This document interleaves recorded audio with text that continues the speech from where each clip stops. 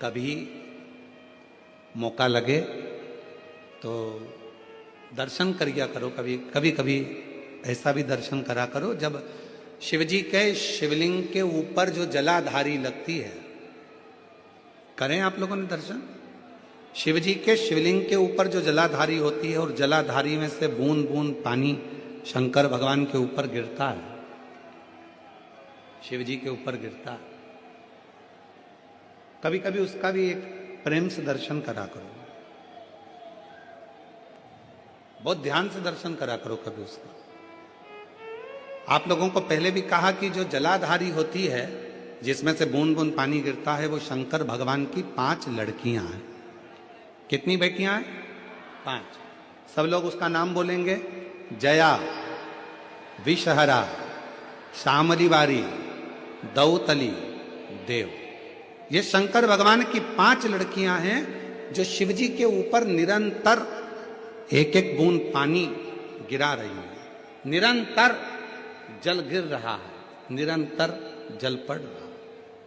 कभी अगर मौका मिला करे तो एक बार जब आप शिव जी को जल चढ़ाने जाओ, लोटा भर के जल चढ़ाने जाओ, भगवान शंकर को जल अर्पित करने जाओ, तो कभी कभी अगर तुम्हारे थोड़ा सा समय तुमको तुम्हारे घर से अगर मिल जाए तो 2-5 मिनट शिव जी की जलाधारी में से जो पानी गिरता है उसका भी दर्शन करा करो, उसका दर्शन किया कभी कभी। और यहां तक शिवपुराण कहती है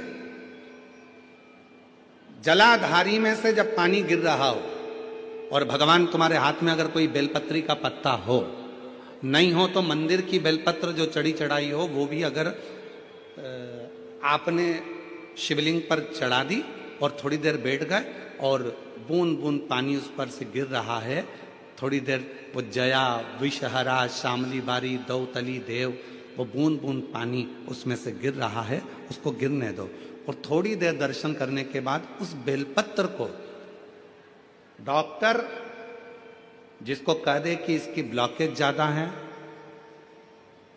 इसका ऑपरेशन करना पड़ेगा, बाईपास करना पड़ेगा, डॉक्टर साहब से कहना मुझे 2 दिन दे दो मात्र, परसों के दिन बाईपास करा लूंगी या 2 दिन आप ट्रीटमेंट करो। 2 दिन जो शिवजी के जलाधारी में से पानी गिरता है, जया, विषहरा, शामली बारी, दौतली, देव जो पानी को गिरा रही होती हैं, उसके नीचे रखी हुई बेलपत्र को यदि जिसके हार्ट में प्रॉब्लम हो, जिसके थायराइड की प्रॉब्लम होती है, अगर वो बेलपत्र को अगर उस व्यक्ति को 2 दिन एक चढ़ी हुई बेलपत्र फिर एक चढ़ी हुई बेलपत्र 2 दिन खिला दीजिए और तीसरे दिन फिर जांच कराइए, डॉक्टर आपको बोलेगा कि अभी ऑपरेशन की जरूरत नहीं है, दवाइयों से आराम लग जाए, दवाइयों से आराम। डॉक्टर को जरूर दिखाओ, डॉक्टर का इलाज करवाओ, क्योंकि हमारे यहाँ शिव महापुराण में डॉक्टर को शिव का एक रूप कहा गया है, शंकर भगवान को डॉक्टर कहा गया है, क्योंकि शिव और डॉक्टर दोनों को विश्वास का प्रतिबिंब कहा गया, डॉक्टर का प्रतिबिंब।